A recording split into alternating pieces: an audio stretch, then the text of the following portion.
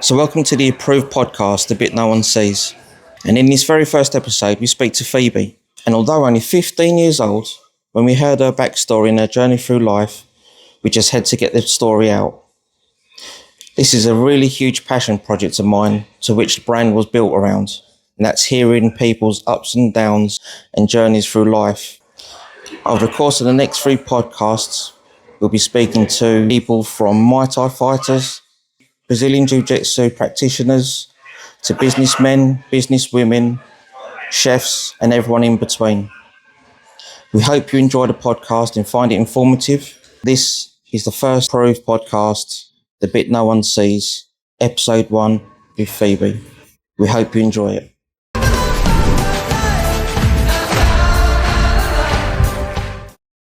So, our first guest, Phoebe. Yeah, Thanks for coming on. it's a pleasure to be here. So I guess the normal thing is for us to start from the very beginning, if that's all right. Yeah. If we could start with, what was your earliest memory as a child?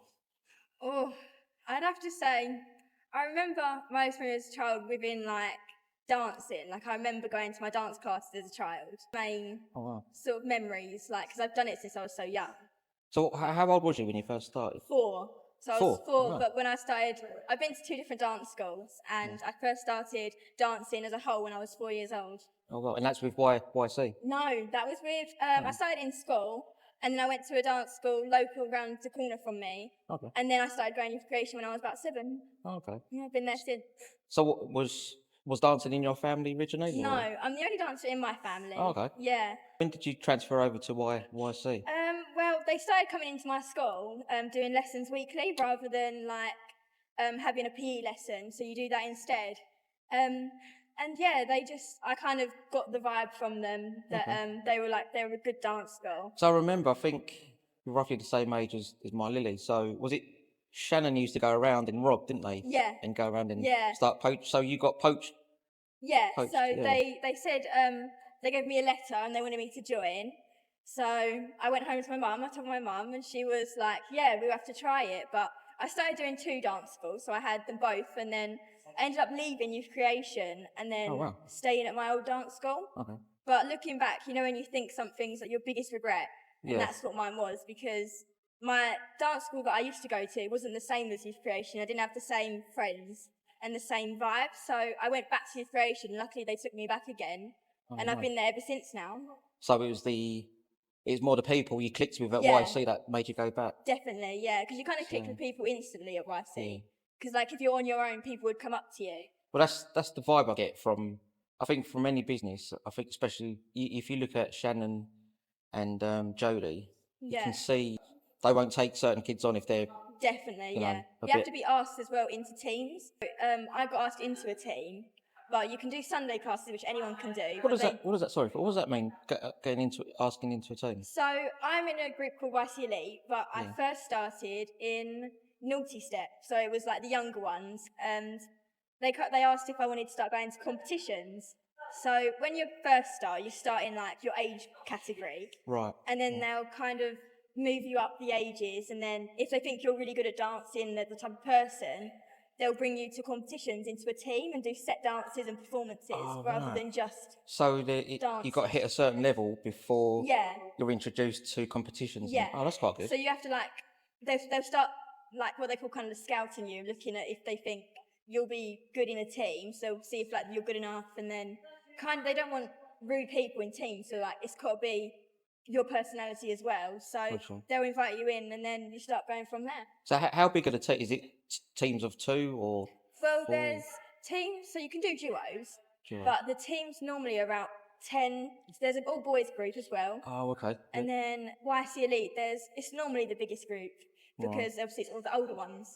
There's normally 30 to possibly 40 people in one group. Really? So do you prefer solos, duos, or teams? I have to say teams, I think. Yeah? Why is that?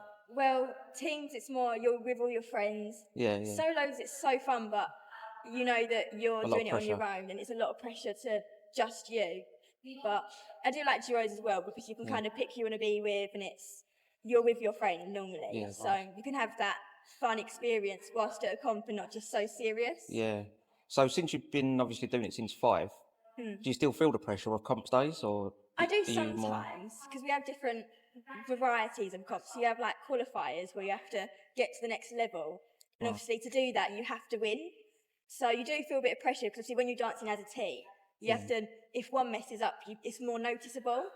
So Oh, if that's you, interesting. so if you mess up, obviously it's quite hard to then when the judges look at you, it just stands out. Oh, wow. So it's a lot more. It's pressure, but I guess it's more chill when you're younger as well because you feel less. You're there for more fun, but it gets serious. I think as you get older, because you get more competitive. Yeah, that makes sense. Yeah. I noticed, was you asked to be a student teacher? Yeah, so they Oh, amazing. pick a couple of student teachers, but I was picked to do the 4 to 9 groups. So their ages from 4 to 9, and then I go in for 2 hours every Sunday, helping out, teaching, kind of dancing in front of them, someone to copy. So And you're, I think you guys are manning up for the 20-year yeah, shows, isn't it? That's come around so quick. it's so quick. Considering as well, we started practicing for the dances in January, but normally we start about April. But it feels the same. So it's been extra 4 months. It's been extra, Blimey. because of how big the show is, and we're performing somewhere different. So because it's a lot bigger, you need more time to practice, but it feels the same distance, I think, because it's more under that. I'm doing a show and it's coming around quick because the more unprepared you are, it's like it creeps up on you a lot. Yeah, I get that. But we're So getting there. how many days are you doing a week then, dancing? I do Monday, but I do kind of all different. So Monday I'll do street champs, which used to be solos and duos, but because we do show, we do more practicing with everyone, and that's normally about 45 minutes. And then we do YC Elite, which is your group, on a Monday, and then Tuesday we do contemporary, and then Thursday it's YC Elite again. And I also picked up doing tap, a couple, maybe last year before. And then I also on a Sunday do teaching now. So Oh, wow. So out of those disciplines, what would you say is your favourite? People ask me that. I think it depends what you're doing in that class. So at the moment, I think contemporary is one of my favourite because I like the dances we're doing within it. 12 plus I like doing, but I prefer doing the contemporary dances than doing the street dances at the moment. But like, if you were to ask me that last year or like last show, I would have said doing the street dances. It'd be different. So it really does depend on what you're learning in that class. Oh, that's cool. So for those that don't know tap, street, and contemporary, what is, even to myself, what is contemporary? Is that the slower? Yeah, so contemporary is like you do it barefoot. It's like ballet, but it's more meaningful. Like you do it from your emotions, dancing slowly. And tap's more like you wear tap shoes and you do like more intricate movements on your toes and your heels. So it's more like doing it with those parts of your feet rather than your whole body. Right. And then street dance is like hard, fast, freestyle almost. Freestyle, yeah. So do you ever find that certain disciplines, like if you're in tap mode and you go into street mode, do you bring bad habits across? Yeah, people in contemporary as well, like we often will get told to do like the contemporary, but people start doing it really hard, especially when the classes are back to back, so they'll start being quite heavy on their feet compared to when they have to normally be more flowy. Right. Especially sometimes we do lyrical, which is in street dancing, but it's more like street, but with a bit of contemporary for shoes on. And then people start going really hard, and then we'll get a bit confused. Then we have to deprogram ourselves a bit almost to go slower again. Almost changing your caps. Yeah. For Yeah, definitely. Blimey. So how long have we got till the big show? I think we have 2 Sundays left because we have a week in between when we leave school till the show. So we do a week building up until the show days. Okay. I believe it starts 26th, I think. 26th. Yeah, so I think 3 weeks. Okay. About that. And where's that going to be held? I think it's Basildon, isn't it? Yeah, is it Basildon? Thameside Theatre, yeah. Yeah, I think so. Is there any of your friends that is this going to be their final year YC? Or? Well, a couple of my friends have got 1 year left, but I think a couple of people are leaving, but some of them are student teachers, so they'll carry on staying at YC, just you won't see them dancing with you. They'll sometimes start teaching you instead. Oh, I see. Oh, that's quite good. It's not as clear cut then. No. I can imagine for I don't know, a team of 300 of you guys, you're such a good team that when the older group leave, It must be quite changes sad. everything as well. Like Yeah. we have more, like the youngers come up as well, then so many will leave, and then it's like the whole group's different because then you're the older ones. You're the ones who you used to look up to. That's what you are now, isn't it? You're the top group. We're like, That's crazy. we're the top group. You can't go older than what we are, which is scary to think. Like, I'm 15 now and I finish when I'm 18. So Wow. I've only got like three or so years left. So what's your plans in phase for when you hit 18? Are you just going to wait and see, or have you got something? I'm thinking in just mind? kind of where it takes me, because obviously now that I've been asked to be a student teacher, if I keep going with that and carry on being a normal teacher, like rather than student, I'll be within like the dance school still. Yeah. But if not, then I'll kind of have to back away from it, and I won't, I guess, go back to it. Gotcha. Yeah, because I'm still amazed. Obviously, I didn't realise like Liv and Che, they started from I think your age as well, and now they're student teachers. Yeah, it's crazy to think like I could end up where they are, which is crazy to think. There's a funny. So I'll tell you a story how I met your dad. Yeah. Yeah, do you want to know the story? Yeah, definitely. So I'm gonna say it's probably about 8 years ago. So my car broke down and it wouldn't start. So as you do, you go into Facebook and put, if anyone recommend a mechanic, and obviously there's loads of comments and stuff. But a friend of mine texted and said, "Do you want to get in touch with PD Autos?" Yeah. So perfect, because it's a recommendation as well. You haven't got to research and do stuff. So I know he's good. So I phoned the number, explained the problem, and probably within 5 minutes, your dad pulled up on the drive. I was like, bloody hell, that was quick. Yeah. And basically, I told him the problem, and in the end, he put it down to a dead battery. And he said he'd go back to his yard and get a battery and replace it and all that stuff, which he did. And he was there for quite a long time. And at the time, I think he was ill health at the time. He wasn't doing very well. No. And we had a good chat about that. And at the end of it, mind you, it's probably an hour and a half now.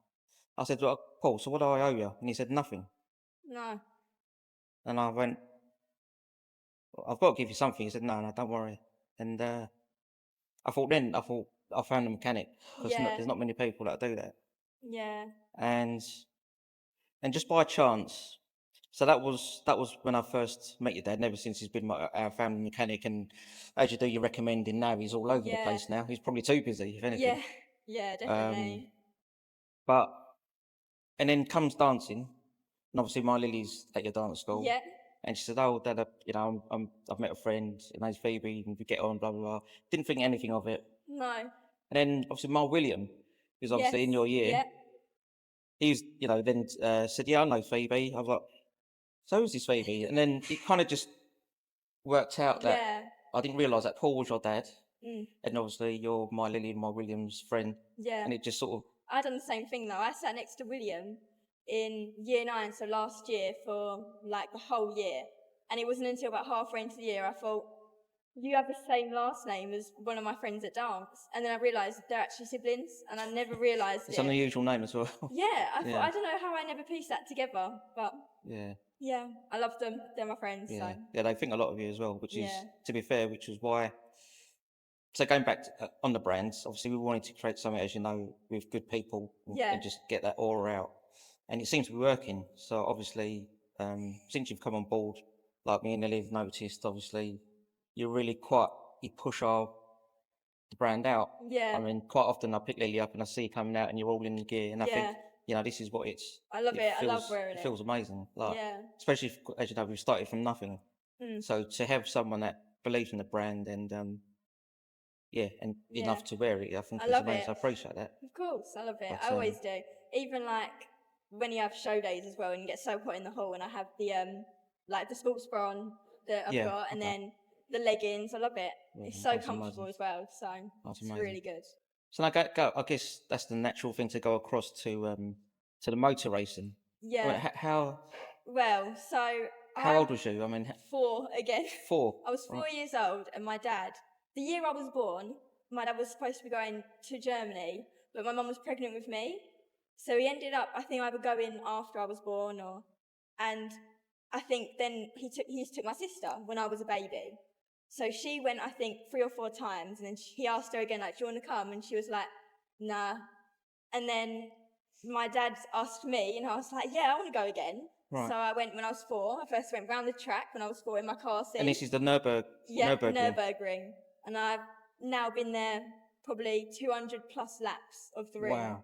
It's insane to think, like, but I love going out there because it's just such a community you have as well when you're out there. Like, me and my dad, we have our Instagram as well, and people will come up to us and be like, oh, you're the Daughters Love Fast Cars, like, I've seen you.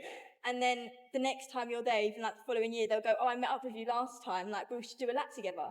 And it's just things like that, and you build so many of them, that you meet so many great people. So do you see the same faces over and over again? All the time, because once you go there once, you feel you want to go back. You could never, like, I always said to my sister, I don't know how she ever went, no, I don't want to go back again. And she has no interest in going ever again, but I think I've been surrounded by cars my whole life. Like, it's part of you, isn't it? Yeah, it's part of me, and it's me and my dad's bond. When we go out there, it's like, my dad is my everything, like, he's my hero.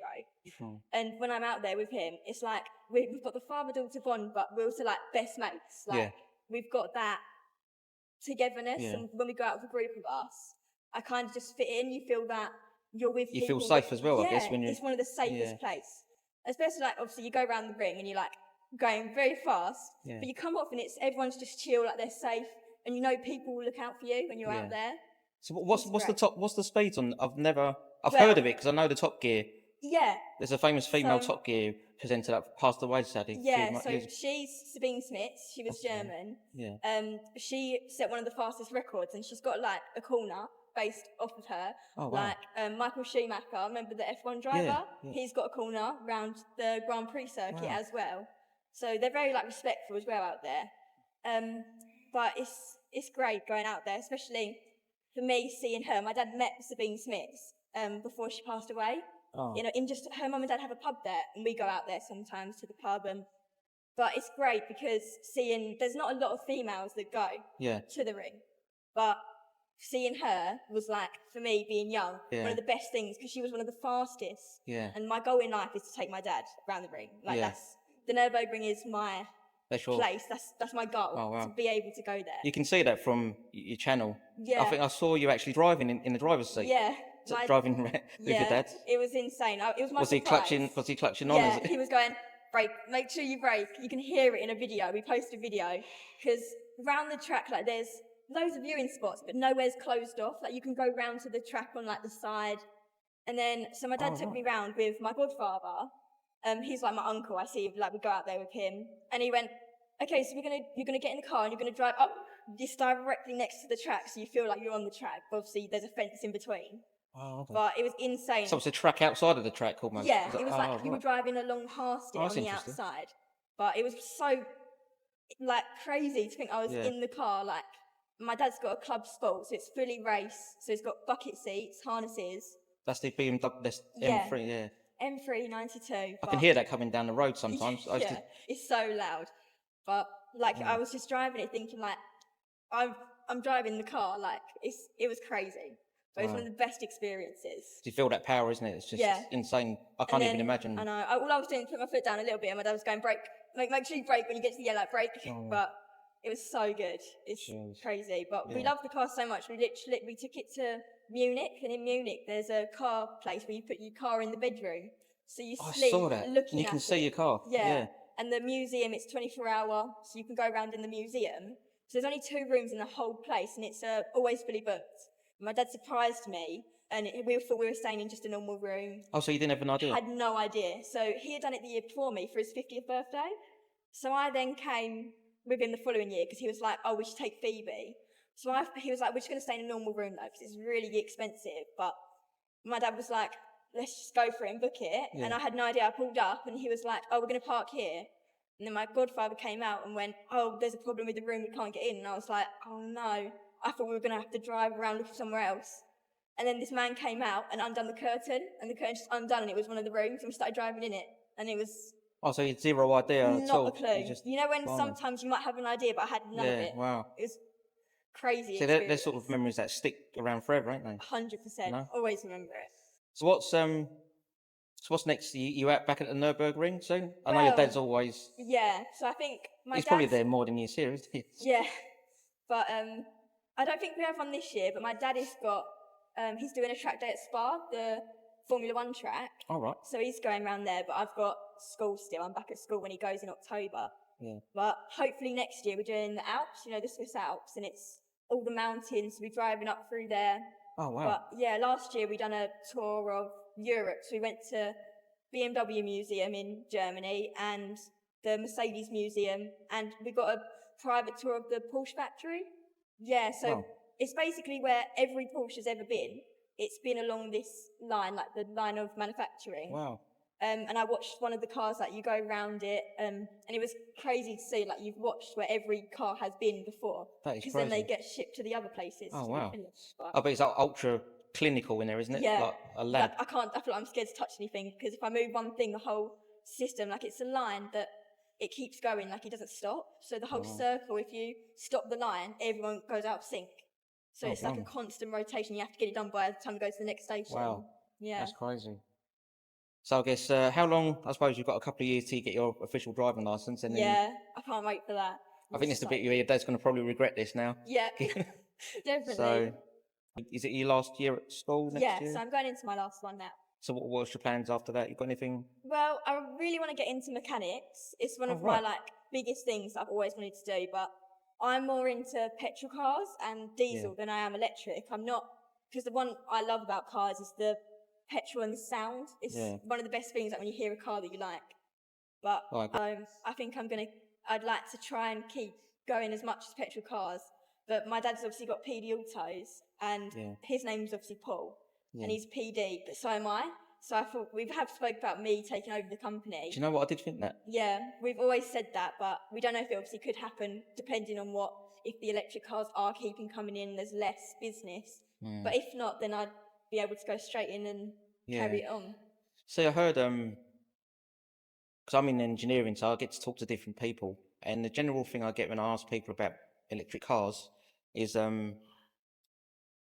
it going to be the next big thing? And they said it will be a big thing, but the problem that they tell me, I'm not an expert, but for everyone to have a charger on the side of their house, they would have to dig up the entire road system and put in another big cable to pay for all that power. Definitely. So they said that they can't really see it being taken over from mechanical just yet. Definitely. A lot of people say that as well, because a lot of people come to my dad and go, oh, like, can you do a service on my electric car? And he'll go, sorry, but we do only like naturally mechanical cars. Oh, right. And they'll go, no one's taken me in, I can't get my car serviced. Really? Yeah. So he gets a lot of them. So it just kind of makes you think it's very hard once you have one. You have to try and find people to get you the right. And yeah, I just think as well, you don't see a lot of electric cars have been around for quite a few years, but you only ever really see new year ones. Like you only really see 25 plates, 26. Yeah. So it just kind of makes you think, where are all the old ones? Are they scrapped? That's true. Batteries have died? Because you don't often see those do you remember those Priuses? Yeah. Those ugly looking things. Yeah, awful. And you don't really often see them now. Exactly. You are right. Yeah. So it obviously makes you think, like, strange. Have they gone bust? Especially if they catch fire, because you can't put water over them because they're electric. Oh, yeah, I've heard, so people say, like, oh, my car's been burning on my driveway, like, for 2 or 3 days. Plus, I guess with mechanical cars, you used to be able to trade it in for another mechanical car. What happens with it? I don't know. I don't know. I think it's more, you can trade it in, but they're all kind of slightly different. Yeah. It's a bit more, I think, complex if you want to change it around, and because it's a lot more electrical. If you look under a petrol car, the exhaust pipes and like the catalyst converter, you can see it all. But if you look under an electric car, it's just a sheet.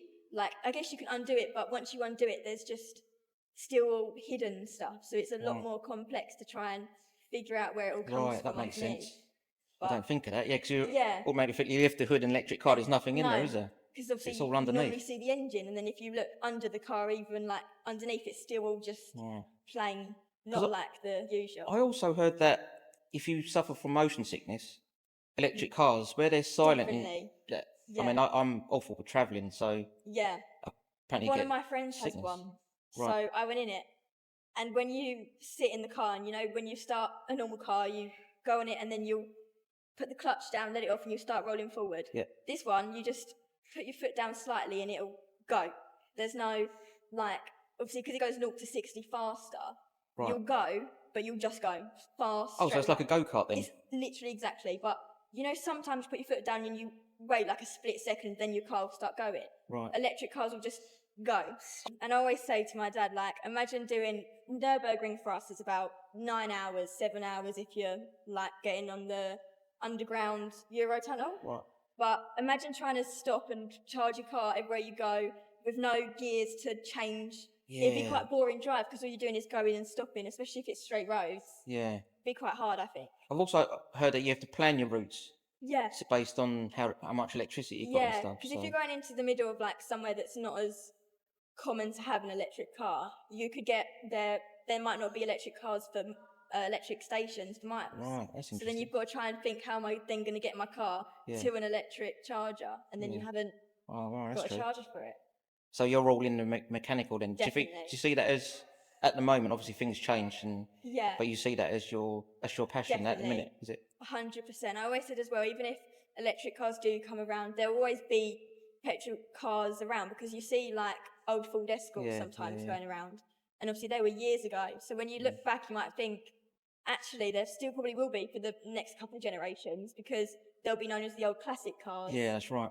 But and I suppose that puts you into like, if it ever does go that way and electric takes over, it puts you in a niche category, doesn't it? Yeah. I guess you'll become more well-known as well. Yeah. But I also said, because there'd still be a lot of people coming in with them, I would still like to get into the sales side maybe and still be around them.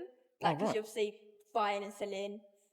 Before I could maybe go straight into a workshop, I could start on the front and get used to being around them, then start making my way in. Yeah. So what's your dream car then? I'd love a GT3 RS, 911 Porsche, but maybe not the RS because they're a lot of money. If I make it in like... You've got to reach high. I reckon, you know, there's something about you, you know, I think when you put your mind to something, I think you've definitely, you've got to aim higher, I think. Yeah. You know? Because my dad's car he's got now, we always talk about getting a new one, and he wants a V8. He wants a V10, but he wants an R8.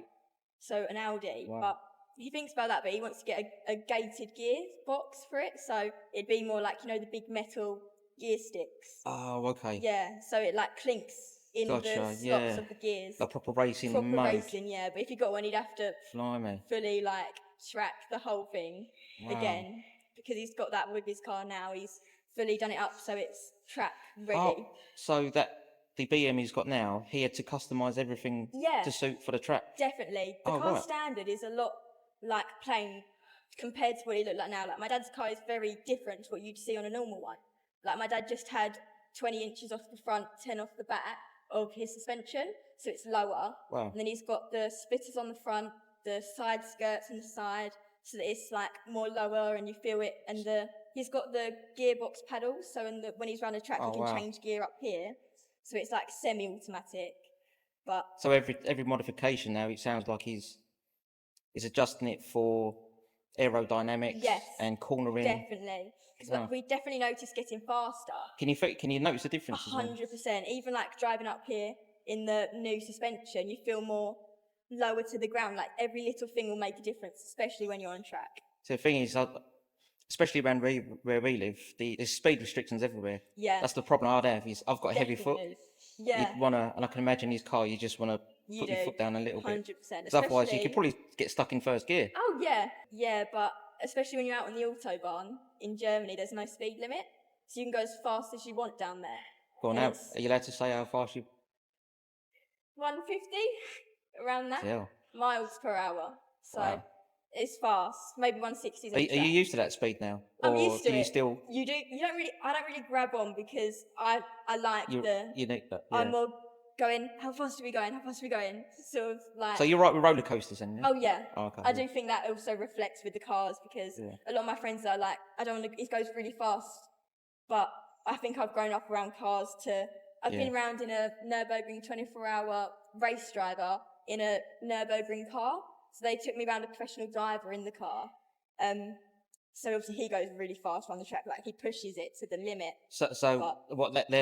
That car is specifically designed for the Nürburgring? Yeah, it's specifically, and then he done the 24-hour race, so you drive all through the night, all through the day. Bloody hell. And he took us out in the car, so it was really good to be a part of that. Amazing. It's really good. What, anything else you need to cover?